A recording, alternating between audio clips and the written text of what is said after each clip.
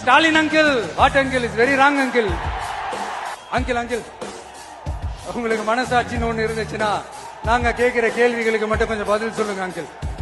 நீங்க நடத்துற இந்த ஆட்சியில நேர்மை இருக்கா, நியாயம் இருக்கா, ஊழல் இல்லாம இருக்கா, சட்டம் ஒழுங்கு சரியா இருக்கா, பெண்களுக்கு பாதுகாப்பு இருக்கா, பொதுமக்களுக்கு பாதுகாப்பு இருக்கா, இயற்கை வளங்களுக்கு பாதுகாப்பு இருக்கா? சொல்லுங்க மை டியர் அங்கிள், சொல்லுங்க.